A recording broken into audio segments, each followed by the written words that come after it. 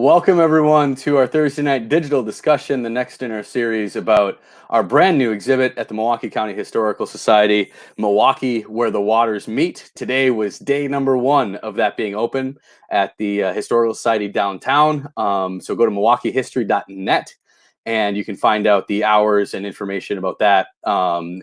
We have a robust programming over the next weeks and months to celebrate that exhibit and the role that water has played in Milwaukee's past, present, and future. So we're really excited to be presenting these programs. My name is John Harry.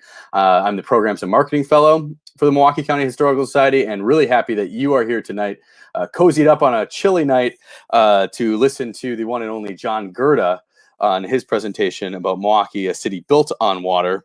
This program tonight is pay what you want.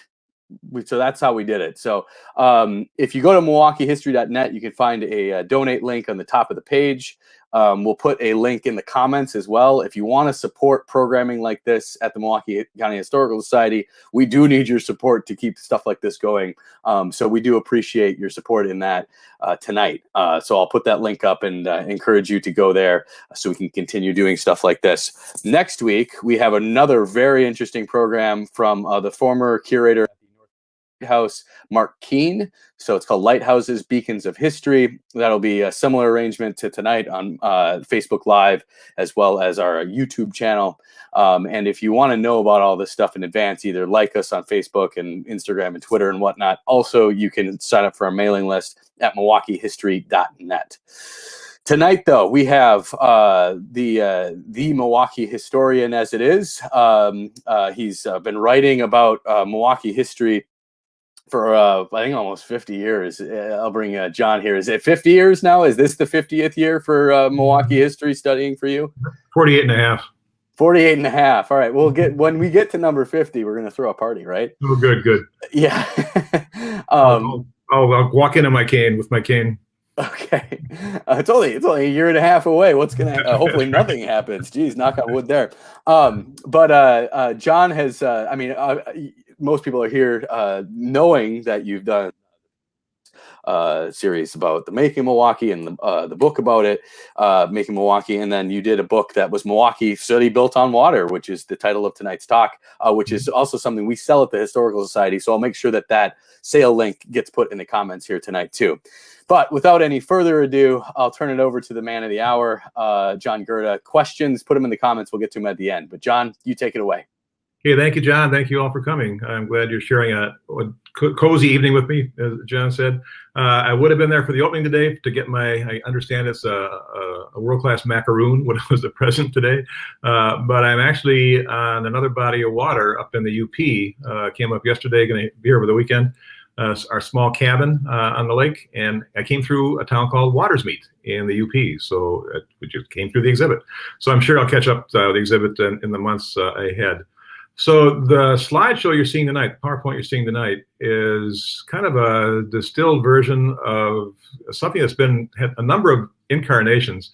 It began as a lecture tour, sponsored actually by the DNR a few years ago, and then it became a public PBS documentary that still streams. You can go to Milwaukee City Built on Water and see the whole thing an hour long. It was a lot of fun to do. The same team that did the making of Milwaukee.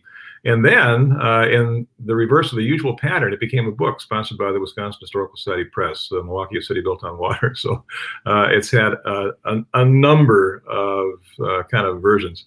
But the story is the same. The story is how Milwaukee, the region, the city, are built on water. And that's true in the obvious sense. We all need water to live. But that kind of principle applies to the southeastern Wisconsin area in more particulars. First of all, we look east to Lake Michigan. Everyone who lives in our region looks east to Lake Michigan. I'm not sure about you, but if I'm out in the West Coast for more than a couple days, I get kind of lonesome or disoriented because the water's on the wrong side. You're looking west for the big open spaces instead of east, and becomes part of our subconscious if we've lived in the Milwaukee area for any length of time.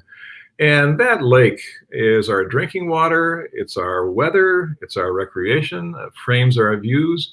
And this is a globally important resource. The Great Lakes hold 20% of the fresh surface water on the entire planet. and it's right at our front door. So we are lucky to be favored by such a dominant resource. But it's not just the lake. Milwaukee and other settlements in southeastern Wisconsin and in the interior of the state as well are hung in a trellis of waterways. In the Milwaukee area, obviously, the most important is the Milwaukee River itself. All of our larger interior and all of the ones along the lake itself are built on river streams and the lake itself. So the geographic role that water plays is pretty self-evident. Its historic role requires a little more explanation, and that goes way back to the beginning. It was water, first of all, that determined how people got here, and that begins with Native Americans. The Potawatomi and their neighbors were people of the canoe. So they traveled by water, they settled near water. Milwaukee, in the years just before white settlement displaced all the native tribes, had at least 7 villages within about 2 miles of Milwaukee's downtown, all of them within easy reach of a nearest river. And those rivers included the Menominee, and the word Menominee means wild rice in the native tongue, the Algonquian tongue. And that rice was a critically important source of food for the tribes that made their homes here for millennia. Water transportation was even more critical for the white settlers coming from New York and New England who displaced the Indians and began to farm in the region. The 1830s is the decade when the tide of settlement really began to wash over southeastern Wisconsin. And back in those days, everything traveled by water. So that was the only way to get here back in those years. What lay between Milwaukee and the East Coast was about 1,000 miles of rough road. There weren't even wagon trails in most of that wilderness. Those water routes, on the other hand, have been in use for thousands of years, first by the natives, then by the fur traders from French Canada, then by the Eastern pioneers. And the prize for them was not furs, but farms. All those waterways coming from the east, they opened up millions of acres of forest and prairie, all potential farmland selling for the government price of $1.25 an acre. And that was a good deal back in 1835. What really made that possible, what opened the door to settlement, was the Erie Canal that opened across upstate New York back in 1825. It bridged the gap or bridged the state between Albany, New York on the Hudson and Buffalo on Lake Erie, but it bridged the far larger gap between Europe and the Great Lakes. So theoretically, you could travel from Liverpool or Bremerhaven in Europe and get all the way to Chicago without once getting on the dry land. Of course, people did. You had to get off and like transfer like on a bus. But the all-water route to the interior was critically important. And here's the standard route. So get yourself to Albany, go across the upstate New York and the Erie Canal, and early on a schooner, later on a steamship, and then come down Lake Erie, up the Detroit and St. Clair rivers, up the Lake Huron, Straits of Mackinac, and then on down to Milwaukee and Chicago. So it might have taken a month if you had unfavorable winds to come all the way to Milwaukee or Chicago, but it was a whole lot easier than trying to make that passage overland. So what that meant was that wherever you had a river mouth touch the lake, you had a potential city. And that meant the Pike and Kenosha, the Root and Racine, the Milwaukee and Milwaukee, even Sauk Creek in Port Washington. They all gave rise to dreams of urban grandeur. Port Washington was actually called Wisconsin City at one time because they thought it was going to be the Wisconsin City. So Milwaukee was the winner. And here's a lithograph from 1854. And as you can see, all these 19th century paintings, they all show lots and lots of boats out in the harbor. And the reason Milwaukee became such an important settlement, the reason it became in the first place, was it had the broadest bay and the deepest river on the western shore of Lake Michigan. So it had excellent harbor potential. So fed by the Menominee and the Knickknit, the Milwaukee River was around 18 feet deep near the mouth, and that was enough water to float just about anything. Chicago, pictured here around the same time, was at least a marginal disadvantage. It was as far as you could go. It was a dead end. It was a cul-de-sac. So only 90 miles farther away, but the harbor was less adequate than Milwaukee's, and the distance was a little farther. So for around 15 years, 1830s and 40s, Milwaukee and Chicago were in pretty much a dead heat for population. Then, as you might have guessed, it was railroads coming from the East Coast back in 1852. that really sort of diverted the traffic from the lake and brought lots of people to the Midwest. And before long, Chicago was the largest freight handler in the nation and the second largest city in the entire country. And Milwaukee, certainly hung on, but it was not the metropolis of the entire Midwest. So people got here by water, and water shaped what they did when they arrived. Before there were steam engines, before we had internal combustion engines, it was water power that provided the muscle for American society. Wherever you had a modest drop of any stream, and you think about the names in our region, West Bend, Oak Creek, Menominee Falls, Whitewater, wherever you had a drop, entrepreneurs put up dams that created water power for mills, and those mills made lumber, flour, paper, textiles. Wauwatosa began as a mill settlement called Hart's Mills. The Hart's got there way back in the 1830s.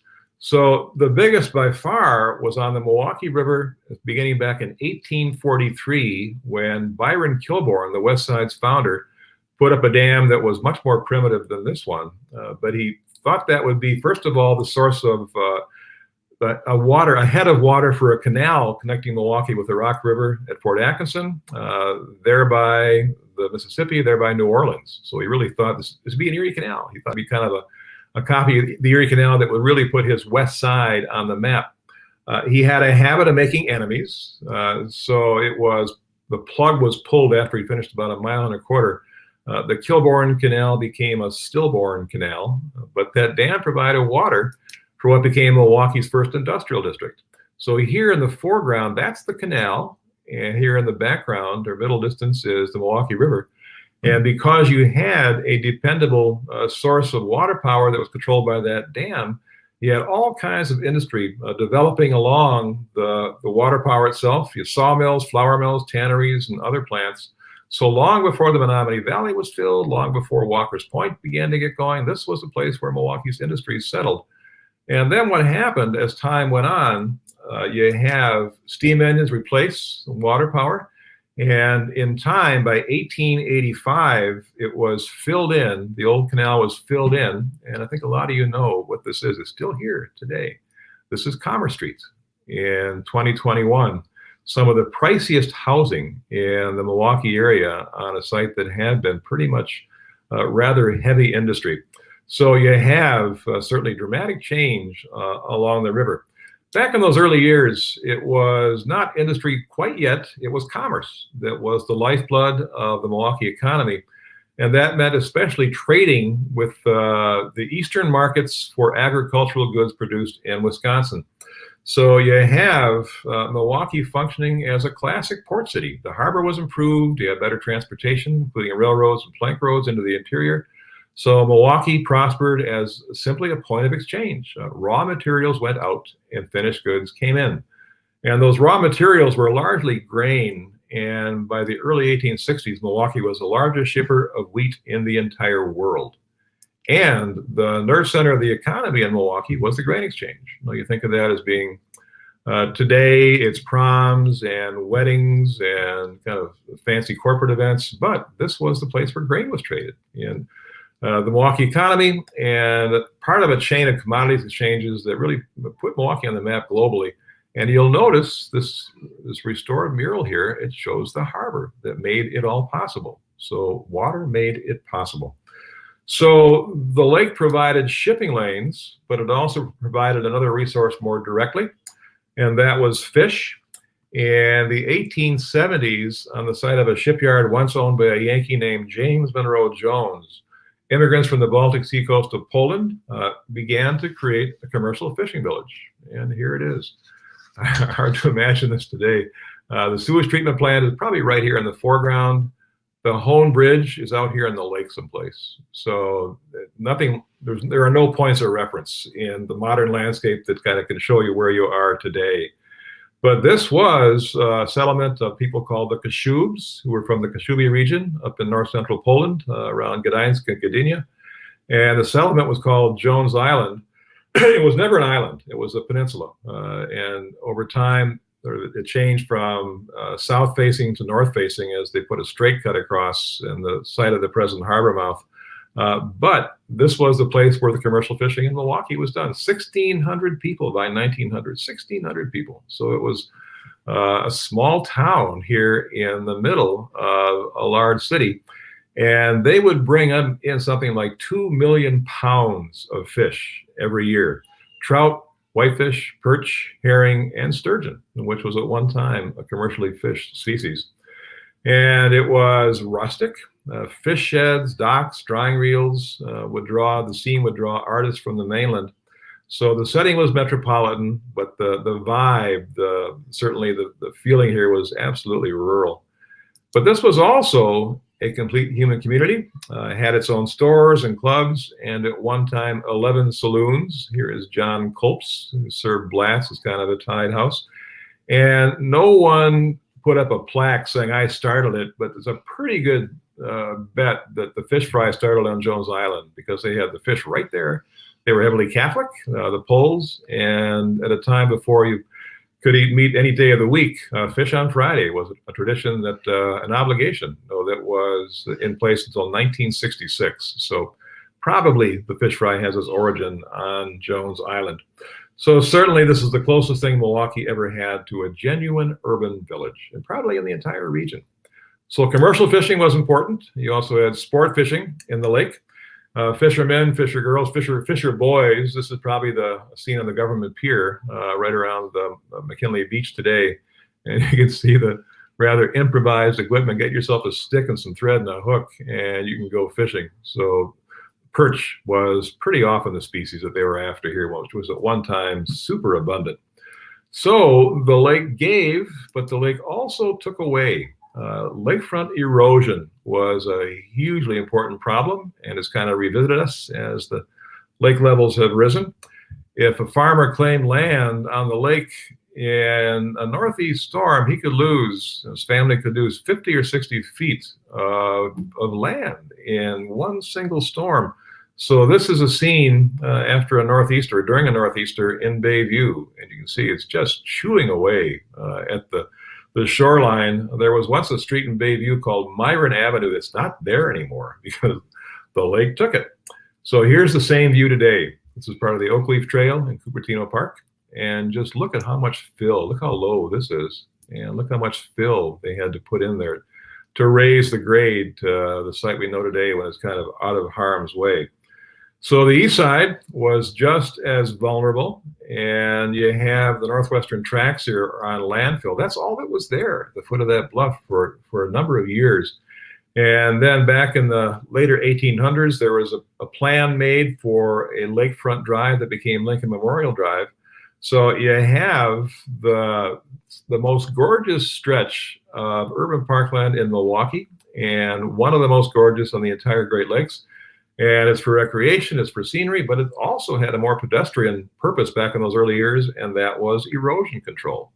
So it was filled in back in the 1920s. And the city, the county, they weren't especially picky about what they used for landfill. You can see this is a Milwaukee County Historical Society photograph. It was basically solid waste, including cinders that were still red hot from the incinerator. So not a glamorous process, but the finished product was absolutely worth it. Lincoln Memorial opened back in 1929, and what it did was it opened Milwaukee's major water resource to everyone, and the lakefront became and has remained our most cherished public space. So we're going to turn from the lake to the rivers for a time, and they were blossoming by the later 1800s as centers of recreation. Lake Michigan for recreation was considered too rough and too cold. The Milwaukee River above the North Avenue Dam, all the way up past Capitol Drive, was protected. It was warm and it was easily accessible.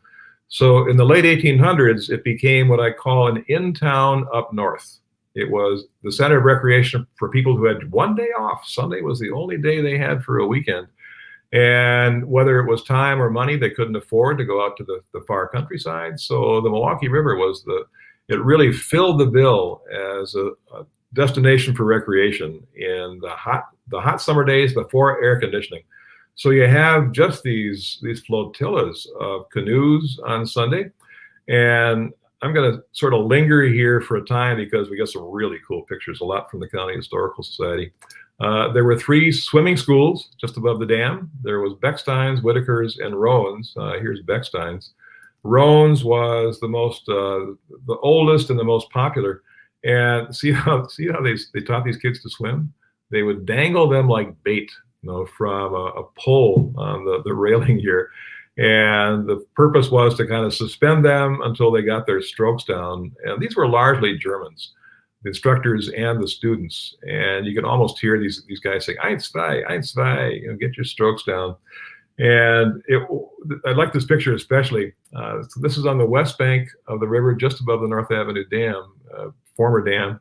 And right across the river here, this is a rare photograph of an amusement attraction called Shoot the Chutes. Shoot the Chutes, that opened back in 1896, is essentially a water slide, is what it was. Kind of a water toboggan, would kind of careen down, hurtle down this slide, and be tethered, roped to shore. They kind of winch it up to the top again. And this was very popular when it opened back in 1896 with young people, kind of thrill seekers. And the Milwaukee Sentinel sent a reporter down the slide. He said the slide is adventuresome enough to make it fascinating to young people. And there is the added delight in the irresistible impulse with which the young man's sweetheart clings to his shoulder just before the plunge. So great place to take a date. And it wasn't just, the swimming schools, the water slide. You had all kinds of other things that were public as well as private. This is Gordon Park, just downstream on the west bank of the river, downstream from Locust Street Bridge. And this had its own water slides, its own pier, and kind of a place for the less skilled or less adventurous swimmers, kind of near shore. And the ruins of this bathhouse are still there on the west bank of the river below Locust. So you have, in addition to public recreation, you have wealthy families who would bring their families out to the countryside after school was out in early summer. Most of them German. The Kerns, this is the Kern family home. They were flour millers, so they had a mill downstream, and this is where they put their summer farm. The Elines were up here, the Pulickers, the Meinekes, so kind of a well-heeled German village that they called Humboldt. And you have the Kern farm here that became Kern Park, as you might imagine. And right across, so to get a fix on what this house looks like, and here it is in the middle upper side of the photograph here. Right across from the Kern family's farm home was a genuine amusement park that went by a number of names over the years. It was Mineral Springs, it was Coney Island, it was Ravenna Park, and it was Wonderland for a long time as well. It's still a park, but the roller coaster, the carousel, all the other rides and attractions are gone. Now this is Hubbard Park, one of the jewels of the Shorewood public park system.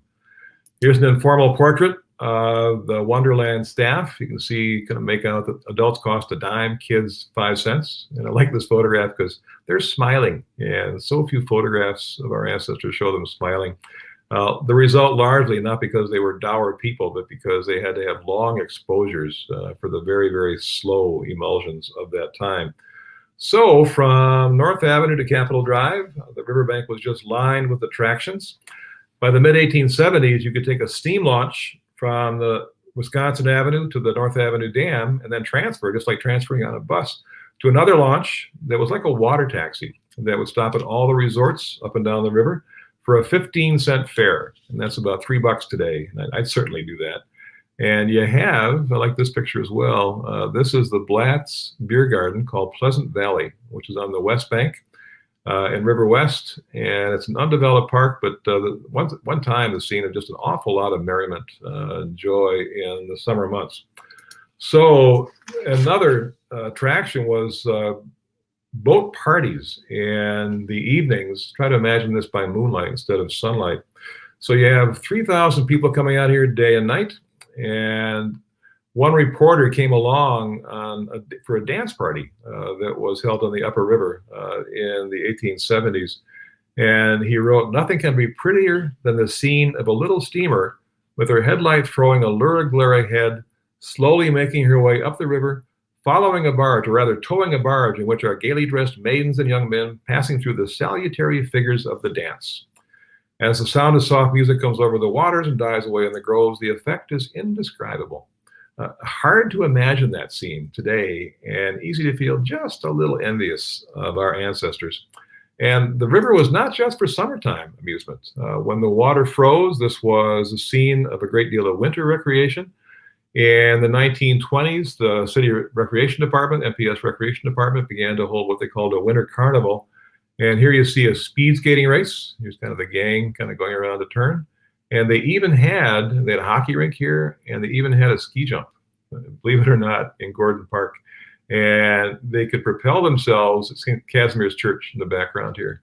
And once they came off that slide, they were traveling so fast that they would go all the way across the river to a pile of hay on the other side of the river in Riverside Park. So certainly they would draw sometimes 30 or 40,000 people for these winter festivals. And they had some rather unusual events. They had skating races. They also had what you might call icicle races. And I think 3 of these were ever made. And the tinkerer who put them together figured out you could put a skate blade on the extended fork of a bike with studded tires behind, and you have kind of a snow bike. And there weren't enough to be a lot of competition. But when the County Historical Society had a display a few years ago of recreation, one of these bikes was one of the featured exhibits. It was just a lot of fun to see. So you'd also have, aside from those formal events like the carnivals, you have and you had good ice when the river would freeze before it snowed and you had smooth ice. It was just filled with skaters from North Avenue all the way up to Capitol Drive. Look at all the people out here. This is before video games, before Netflix, before YouTube. Some of you are on tonight. So it was just thronged. So our ancestors, they did a good job, of getting outdoors. So recreation above the dam, below the dam, something very different was brewing, and that was industry. As the 19th century wore on, you have people moving away from water as a prime mover. Steam engines become the motive power. Railroads replaced ships for transportation. But water was still really key to the Milwaukee economy. The industrialists need copious amounts for tanning leather, for cooling engines, for making bricks, and above all, for brewing beer. So this is Pabst, and became by 1874 the largest brewer in America, and depended absolutely on an abundant supply of clean, fresh, pure water. And it was not just the liquid water. Ice was important as well. And before you had mechanical refrigeration, which begins back in the 1880s, it was ice that was cut from local rivers and lakes that provided the means of cooling the beer. So it was a seasonal occupation. You would brew in winter and sell in summer. And it was these cakes of ice that were insulated by layers of sawdust, which was abundant in Milwaukee in the 1800s. And the whole purpose was to make sure that you had enough cooling capacity to make sure that the beer was still fresh by the end of the summer. And this was a competitive advantage for Milwaukee because places like Cincinnati and St. Louis, other major brewing centers, also both major German centers, they were a whole lot hotter. So it was, they would exhaust their ice, and Milwaukee still had a great deal of it. So this is a scene just above the Milwaukee River Dam. Hard to imagine. So I said at the beginning that our region was built on water, and that was literally true in Milwaukee's case. Most of what is now downtown Milwaukee was underwater and became landfill. Wetlands were filled in, just one scoop, one shovelful at a time, but it was what they called the Menominee improvements that dwarfed all the others.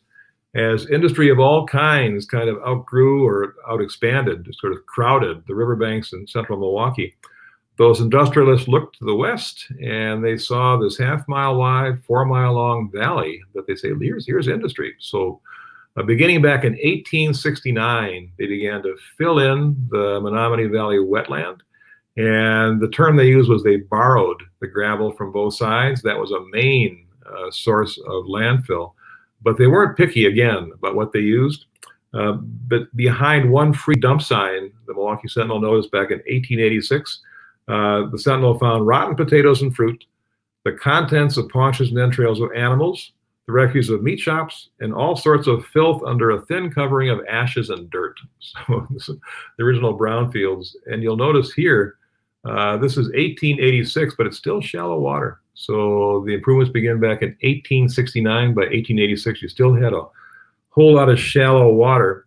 And when it was done, you had what had been a wetland with a very kind of sinuous stream and acres of wild rice and cattails and reeds and rushes, replaced by this industrial scene of canals, slips, and railroads. So it was completely denatured, completely transformed, and it became, without any question, the most valuable industrial real estate in all of Wisconsin, supporting giants ranging from the Milwaukee road shops to the Falk gear shops to chain belt and Cutler hammer. So tens of thousands of jobs, depended on the Menominee Valley. Here's the same scene in an aerial photograph from the earlier decades of the 20th century.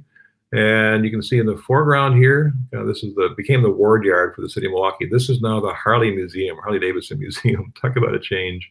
And here's Canal Street, which is 0-100. That's the baseline for Milwaukee's addresses. So these obviously were not benign transformations. Milwaukee used its water resource and in time crossed the line to abuse. And that goes for not just the rivers, but the lake. Big as it was, big as it is, Milwaukee managed to screw up Lake Michigan when both landfill and incineration failed to solve Milwaukee's solid waste problem in the late 1800s. The city just loaded the refuse on garbage scows, went out to the lake, and just pushed it overboard. So it was an insult. And you have the press is kind of philosophical about it. Old Michigan gets it. And this 1887, one reporter tried to argue that Milwaukee was lucky. He wrote, "She has the broad bosom of Lake Michigan, upon which the foul substances may be permitted to escape, with no danger of ever being heard from again." Hardly the case. That water stays in the Lake Michigan basin for 100 years before it cycles out and out to the St. Lawrence and the Atlantic. And even in the day, Jones Island fishermen were putting their nets out, and they were tearing their nets, bringing up everything from garbage, tin cans, dead dogs. So it was an environmental crime. So river pollution, aside from the lake, was considerably worse, and this is hard to imagine. But back in 1894, Milwaukee had 276 miles of sewers, and their sole function was to carry human, animal, and industrial waste to the nearest river. That's all it did. So back in those days, when you have horse-drawn, mule-drawn transportation, you had tons of manure that would plop onto Milwaukee streets every day of the year. And you can see kind of what this guy's scooping up here on Broadway, which was then Commission Row. And the result was that the rivers became open sewers. And that is not a metaphor. And people talked about the river nuisance as something that was just horrifying. Back in 1878, the Milwaukee Sentinel wrote this description of the Milwaukee River: "Not a Milwaukeean who has a nose to smell or a stomach to endure is prepared to fill healthy breeding condition of the river. In its palmiest days, the Chicago River could never boast of the seeds of death that now floats upon the odorous tide that passes through the heart of the city." So, what do you think? A visitor came 3 years later, 1881, and described the Milwaukee River as a narrow, tortuous stream hemmed by the river ends of street buildings and all sorts of waste places. It is a currentless and yellowish murky stream with water like oil and an odor combined of the effluvia of 100 sewers. So back in those days, you would not have one office or a window apartment or house that would open to the river, because in summertime it would just be engulfed, by the stench. So how did we solve the river problem? And here you see people were still the stream shipping still went on as putrid as it was. We solved the river problem by opening a flushing tunnel back in 1888. Milwaukee drilled a tunnel under the just around Lafayette Avenue, where it comes down to the lake, and the outfall still is just below the North Avenue Dam. In a graceful Cream City brick building, what was at that time the world water pump, prepared and manufactured by E.P. here in Milwaukee.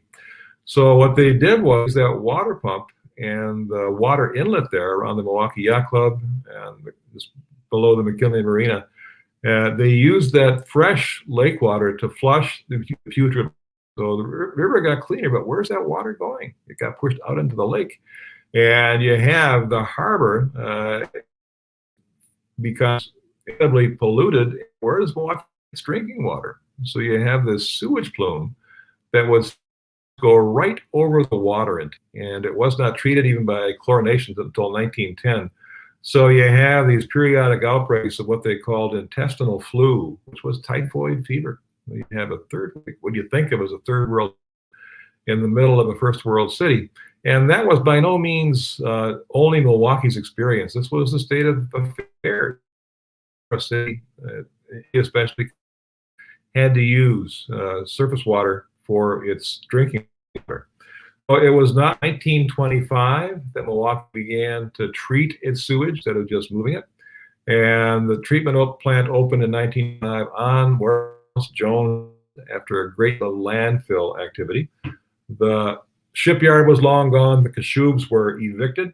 And you have the new treatment plant activate sludge method that 90% of the bacteria and 95% of the solids. So this really was a revolution. And this was the first built to scale treatment plant to use that process in the entire world.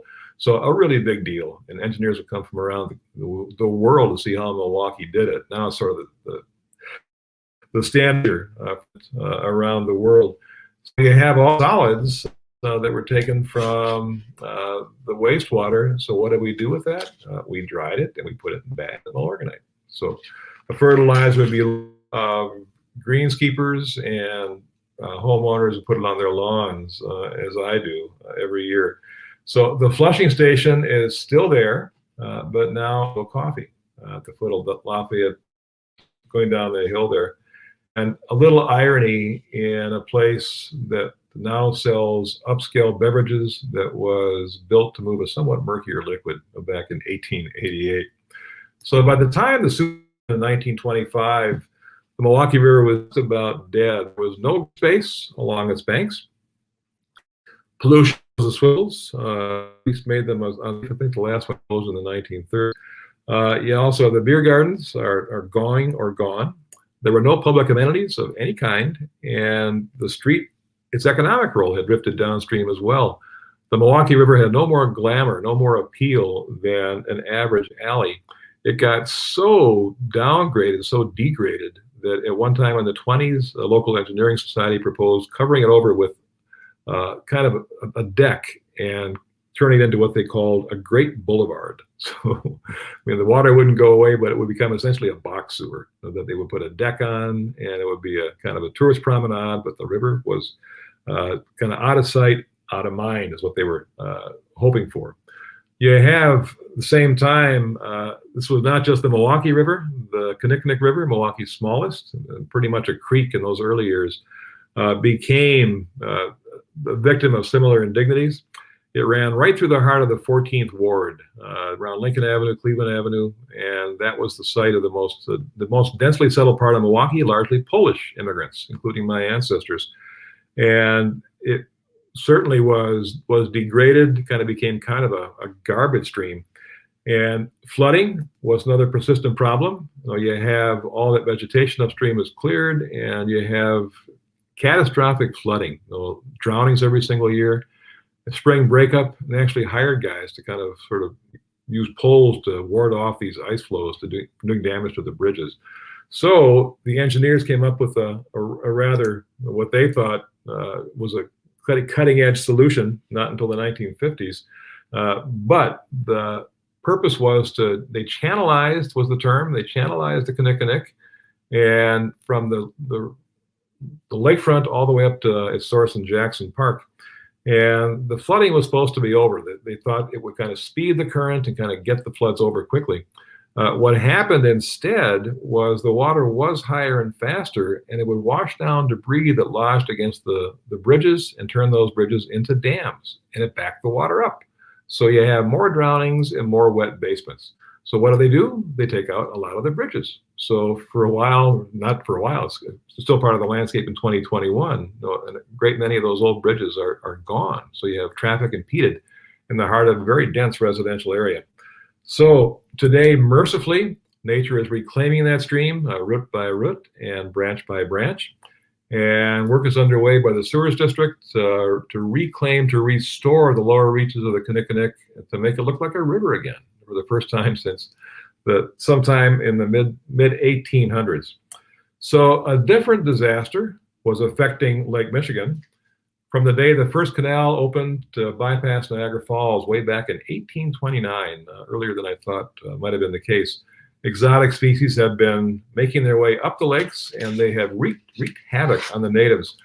Some introductions were considered benign or maybe even beneficial. So smelt, or as a lot of Milwaukeeans say, schmelt, schmelting was a rite of spring for thousands of Milwaukeeans every year in March and April.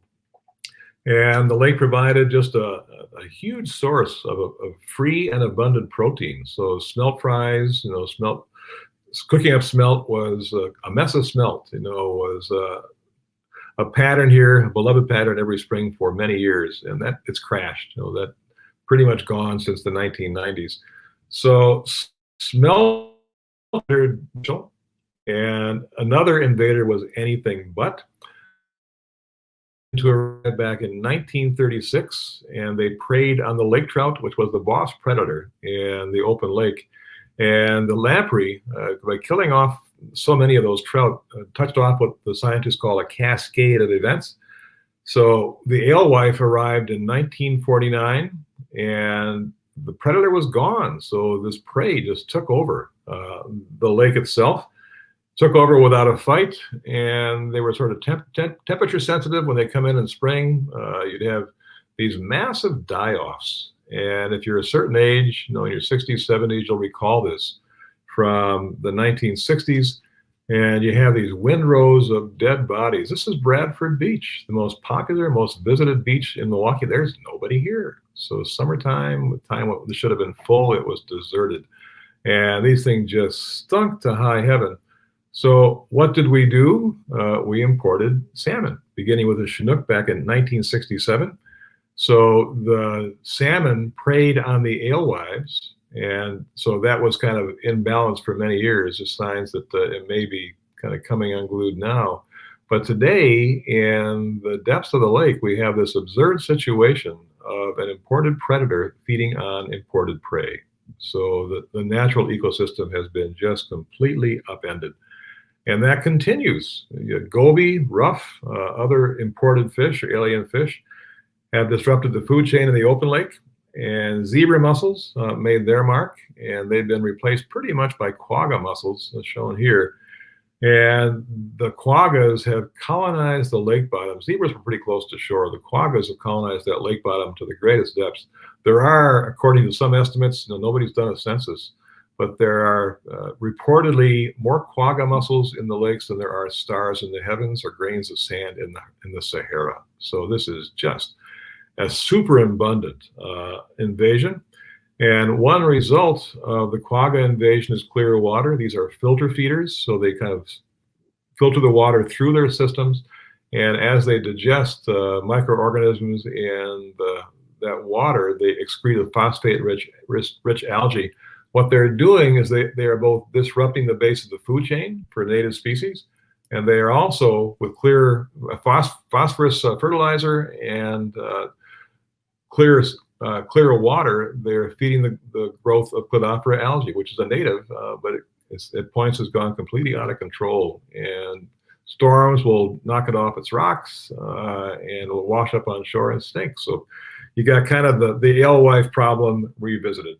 So now Asian carp are knocking on our door by way of the Illinois River and make them enter the back door around the Mississippi. It's widely believed it's only a matter of time before they are here. And what we've done over the years is we've turned Lake Michigan into a science experiment. And the only prizes we are going to win are for negligence, malfeasance, and the willful ignorance of the impact of our species. There is better news on the riverfront, but it really had to rise from the greatest depths. By 1970, any positive impact from the flushing system was long gone. Loads of phosphorus from detergents, other sources, had created mats of algae that at times seemed solid enough to walk on. So that's the Holton Street Bridge. We're looking upstream from Holton and the Galoon Tannery there on the left. So hard to imagine. And what finally happened was the Clean Water Act was passed in 1972, and that was, pardon the expression, a watershed in water quality, water treatment, not just in Milwaukee, but around the entire country. Now it was not just inadvisable to pollute the water, it was illegal. And Milwaukee was forced to do something about its pollution problem. The result was the Deep Tunnel Project, which was operational in 1993. So you have these huge underground tunnels that will treat the combined stormwater and wastewater and pump it out when the weather is dried up enough to allow pumping out to the Jones Island treatment station. And what it has done, it's enabled the sewage district to treat 98% of the wastewater entering its system. So there are still discharges during big rain events in the summertime, other times of year, but this has had a huge impact on water quality in the Milwaukee area.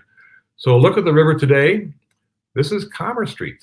And look at the condos here where there have been coal piles. So a remarkable transformation. Sometimes you think, change happens too slowly. These problems are insurmountable. But then you look at kind of the after and contrast that with the before. So change is possible, and change has happened on Milwaukee's riverfront and lakefront as well. And by no means is it just Commerce Street. You have the Riverwalk that's open in stages, beginning back in the Meyer years, kind of going through the Norquist years and Tom Barrett's years as well. So you have that Riverwalk bringing Milwaukeeans in summer months by the hordes down to the river in non-COVID years. One of my family's favorite things to do in the summer months is to just put a canoe in the river, the South Water Street boat launch, or go even farther south if you want, put in that there.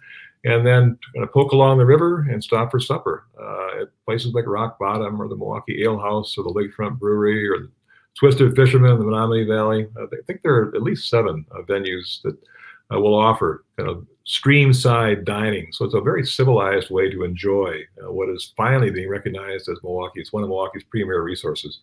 So as the riverbanks have come to life, so has the river itself. The North Avenue Dam opened and was actually removed in 1991, and that restored the upper river to its natural course. So it was the dam that made that lake, that long, narrow lake, that supported all that recreation. The recreation is long gone, and now the river is a river again above the North Avenue Dam. So for the first time since 1843, it flows unimpeded. There were once 3 species of fish above the North Avenue Dam. As that span has been torn out, there are now more than 40. So this is just a remarkable transformation. So you wouldn't mistake it for a Class A trout stream today, but the trout are there, and so are the sturgeon. Efforts are underway to restore this ancient native to its ancestral waters, and the signs are encouraging. And talk about an act of faith. Sturgeon don't spawn until they're 20 plus years old. So the hope is that by transplanting, by putting them back in the water, is trying to rear them up at River Edge Nature Center up in Newburgh, put them in the water. They will thrive in the open lake and come back to spawn long after many of us are gone. So it's like planting a tree whose shade you will never enjoy. And I think it's just a wonderful act of faith, and one that so far is showing fantastic results. So what had been a festering sore in that Milwaukee River is becoming a first-rate resource. You might be tempted to compare that river to a recovering alcoholic. For well over a century, it was on a highly public binge, defiled, degraded, almost destroyed by what we put into its system. From its headwaters up in the Kettle Moraine all the way down to Lake Michigan, everything went downhill. The reversal of that process has begun. It is underway, and there are other reasons for hope on both the riverfront and the lakefront. One of the most promising and perhaps surprising is the Milwaukee River above North Avenue. It's a priceless environmental corridor that's worth saving as the condos creep closer every single year. It has become the Milwaukee River Greenway, which is a vital point of contact with nature at the very heart of the city. You're looking at 6 miles of waterfront and something like 800 acres. What city has that? Maybe a mile, mile and a half from its downtown. This is if not unique, it certainly is close to a unique resource in urban America. So the fisher people, the hikers, the mountain bikers have already discovered it. The Urban Ecology Center is doing a great job of making Riverside Park and the river itself an outdoor classroom, especially for kids who don't have that much contact with nature. The Menominee Valley is changing as well. There are still smokestacks, but the valley is also the home of attractions that draw visitors from throughout the region. The Harley-Davidson Museum, the Potawatomi Casino. Farther upstream, you have a business park where clean industry has taken root on the site of the old Milwaukee road shops, restoring hundreds of jobs to the old Milwaukee industrial heartland. But the valley is also greening again. Those new industries are linked and flanked by trails, by stormwater retention ponds, and by native plantings. From the Hank Aaron State Trail, bike trail, to the new Three Bridges Park, the valley is going back to nature. And the newest branch of the Urban Ecology Center has turned the river and its environs into an outdoor classroom for kids from the surrounding area. Just the idea that could happen 20, 25 years ago would have been laughable, but it has happened. It's been just a remarkable success story. Another watershed development, as we kind of wind down here, has occurred on the downtown lakefront. The area south of Wisconsin Avenue, which is largely reclaimed land, has been, you might say, underappreciated for generations. It's been everything from a cargo pier to a car ferry terminal to freight yards to an airfield to a Nike anti-aircraft missile site. Look at the area today. It's the home of Summerfest, the home of the Milwaukee Art Museum, and the pork chop out here in the lake, the Lakeshore State Park. These all reconnect us with our most important natural resource. Discovery World is certainly opening all kinds of new doors. The aquatorium there on the lakeside offers a new connection with our entire world of water, from aquaria to an indoor schooner. And what has happened on the downtown lakefront, it's become a cultural theme park. And by far, the most important theme there is water. And that all began with the Dennis Sullivan, Wisconsin's own tall ship. Was launched in the year 2000, and it reconnects us with our maritime heritage. Even our economic interests are being served. The Water Council is working hard to make our region a hub of water technologies. That campaign plays to our present strengths, but it also recalls this region's deepest roots. Our first prosperity was built on water, and water can be a wellspring of our future prosperity as well. So second last slide, I've taken you down kind of a meandering channel to the headwaters of history in our region, but we end where we started, in a region built on water. From first to last, water has played an essential role in southeastern Wisconsin as channels of commerce, as centers of recreation, as sources of everything from fish to ice. Our lake and our rivers have always been what you might term moving witnesses to the changes that have shaped the urban experience. A new chapter is being written today, one that's selectively more hopeful than those that came before. At least some of that historic damage is being undone, but needless to say, the recovery is fragile, and in a world of competing demands, the danger of relapse is ever present. This is an issue that affects every single one of us, and it will take every one of us to make sure things keep flowing in a positive direction. Back in 1971, some countercultural hero painted a simple message on a most appropriate place, a water intake off McKinley Beach. The Love Rock, as many of us recall it, has been gone since 1986, but the message still applies, the message still resonates. There is no life without water, and the quality of water and the quality of life are inseparable. Water, you gotta love it.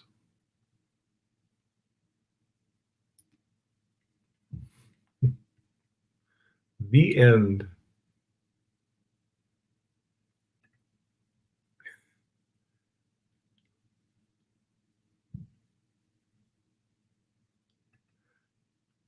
John, you're muted. How about now? There you go. Gotcha. Yeah. All right.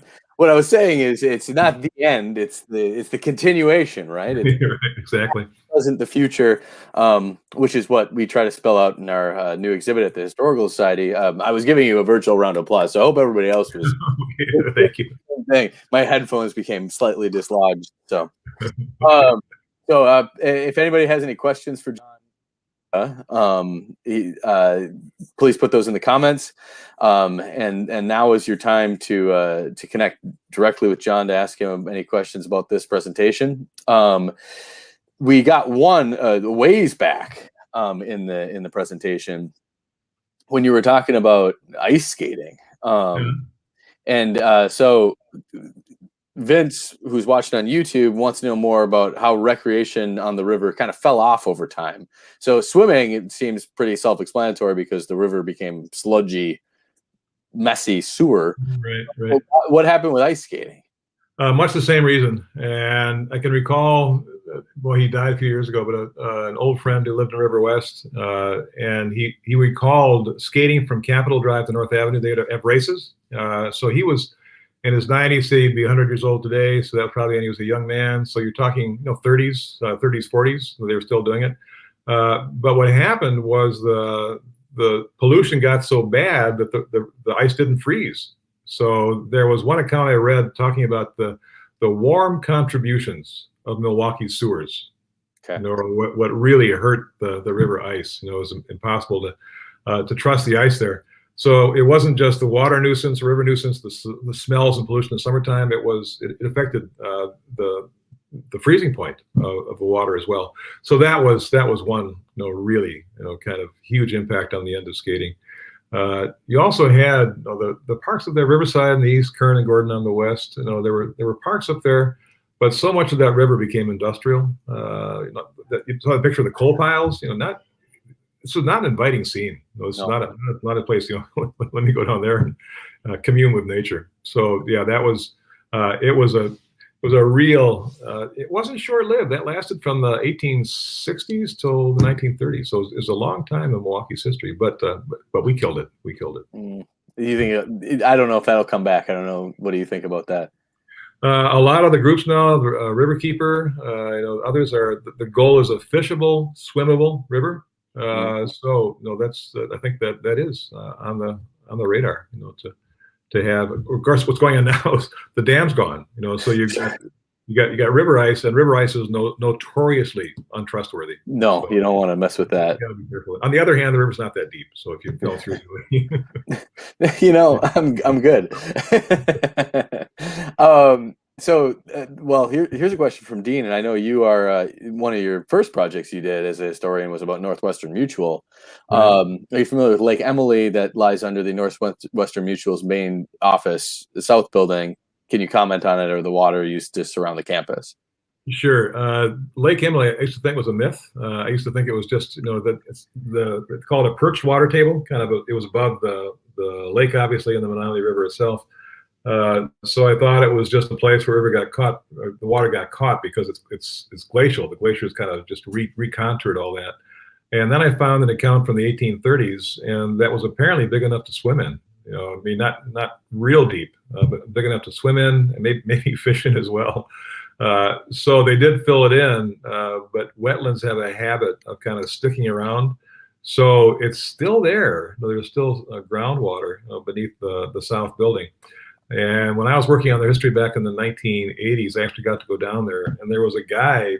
It rested on wooden pilings because that was the state of the construction art. They built it back in 1914, and they didn't have I-beams, didn't have that sheet, the sheet steel or the big beams that they could kind of hammer down now. So they would use pile drivers to pound down piles, which were trees. So you have City Hall rests on a forest of pilings, the Northwestern Building rests on a forest of pilings. And it works just fine as long as they're wet.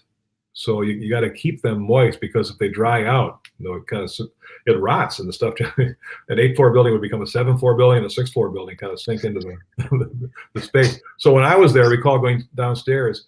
I'm part of a very informal back of the house tour. There was a guy there with a watering can whose job was to keep the holes filled. keep the level filled. Now it's automatic, but it's the same principle. So yes, there was a Lake Emily, and yes, they do have to keep those pilings moist to make sure the building stays in its present configuration. It sounds like quite the duty. On the other hand, the one that there's wetland nearby, I think the new building, the Tower and Commons, that's probably off the site of Lake Emily. But what they do there is they put these incredibly massive, kind of beds of concrete, so that's what that whole building is resting on. So like, I know it's safe because they've done, but that I trust that the engineers know what they're doing. Yeah, you can trust them. Yeah. So when you think about major river cities in the U.S., whether it be D.C. or maybe New York City or anything like that, even Chicago in certain ways too. Did Milwaukee ever have like rowing? Sure. Oh, sure. Absolutely. Still does. Milwaukee Rowing Club is right there on Commerce Street, just north of the Lakefront Brewery, and it's a great place to launch a kayak or a canoe as well. I think they're pretty good about letting people go down there. Urban Ecology Center takes its canoes down there. So that's on the west bank, on the Commerce Street side. And where they began was not began, but their previous home was in Hubbard Park. So that's where they stored their shells. There's a building there, I think it's still there, where they would store their shells. That's where they would row. And they were not happy about the dam coming out, because it was said to be some of the finest rowing water in the Midwest, at least, because it was protected from the wind, and the vessels were low enough to get underneath all the bridges, so you kind of had free reign of the entire river system. So there's still it's called the Milwaukee Challenge. I think it's an annual event. So they still row, but now they're in a very nice new facility. Not quite so new now, but nice facility there on Commerce Street. So they're the one that survived, and I think they're ranked nationally. That's a big deal, to have as many people as they do and as much equipment as they do. But there were, in the late 1800s, along the east bank of the river, around Locust and both north and south, there were boathouses there. So there were canoe clubs, and they had their own fleets. These guys you'd pay membership, pay dues, and you could go out in their canoes. There's one called the Laugh-A-Lot Canoe Club, on the river. They had their own boathouse. And there were rowers as well. People doing shells, sculls, different sizes of crafts. So yes, it was quite popular along the river. So one real quick question before we go, because I know before the holidays we had your favorite things talk with MCHS. So do you have a favorite river of the three? Of the three? Yeah. The KK is not quite a river again yet. So I grew up in it. I grew up around Jackson Park, and I recall when I was a little kid, there were still rope swings, in that river, and I go crabbing with my great uncle in the Jackson Park Lagoon. They'll throw some rotted meat out there on the end of a string, and kind of pull it in. The crab would follow. So those are kind of very fond memories. But when that was channelized, it was just, it was denatured is an understatement for what they did to that river. So maybe nostalgically, that may be my favorite, but in terms of kind of where it is today, it still has a long way to go. The Menominee, the transformation there is just phenomenal. That is just phenomenal. And the parkway itself, biked up there again this last fall, and going way up to past Butler, way up into the northwest side around Dretzka Park. That's a nice territory. And again, we kind of owe our ancestors a debt of gratitude for preserving that. But I have to say the Milwaukee, because it's both its size, its historical importance, and that greenway. Who's got that? Who's got something that nice, that green, so close to the heart of downtown? So yeah, that'd be my favorite of the three. I mean, you cross over like the bridge at Locust or wherever, and then you just realize that that's there again. It's like a And when you're on the river, and we've canoed that quite a bit, more kind of in the central region. But my wife, my son, and I, our oldest son, we put in a couple of years ago at above Thiensville, and took most of the day. Kind of came all the way down to the river mouth, and for most of that run, it took me a while to figure it out. I didn't have my bearings, because you're surrounded by vegetation, you're surrounded by trees on both sides, except when you're in like downtown Thiensville or kind of get close to the around Bayshore, that area. But it's kind of a scrim of trees on both sides. It's Right. fairly narrow, and then just beyond it, you've got development. But no, for mile after mile after mile, you say, "Whoa, this is pretty nice. This is pretty, being so close to the heart of town." Absolutely. I know that kayaks are on the list of purchases, hopefully in the next year for my wife and I, because we rented them and took them out on the river this year, and we're like, this is an easy way to do things right now, and to enjoy some great things. And you can still, you just pack a cooler. So, and if you don't want to pack your cooler, just pull your boat up on one of the docks and stop and eat and drink. County Historical, they're doing kayak tours. Absolutely. So it's a great idea. Yep, and we'll be announcing those as we get closer to warmer weather, which this seems to be far off right now, but we'll get there before we know it. Well, John, so the vaccine and warmer weather, so we'll all be out again this summer. Absolutely, indeed, brighter times ahead. Well, thank you so much for the presentation tonight. I'm going to pop real quick the link in the comments for your book. What number book was this for you? This was this one's fairly recent. The City Built on Water. 2018. So it's pretty recent. Number 20, something like that. Yeah. So please, if you like the story, it's really well produced book. It's a really pretty book. So please take that free will offering seriously. The society needs your support. Cool. Thanks, John. And our exhibit is open now. It's not now. Don't go now. Like right now, where nobody's there at the moment. But now open during our business hours. You can go to MilwaukeeHistory.net. The exhibit's called Milwaukee, Where the Waters Meet. And I'm going to flash up one more time next week's talk with Mark Keene. He was the curator for a long time at North Point Lighthouse. He works now with a nonprofit called All Hands Boatworks. But he is an expert on lighthouses around Lake Michigan. I'm sure John's interacted with him a number of times over the years.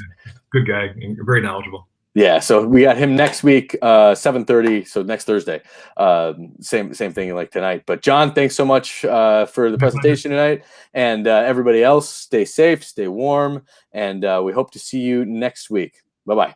Okay, so long.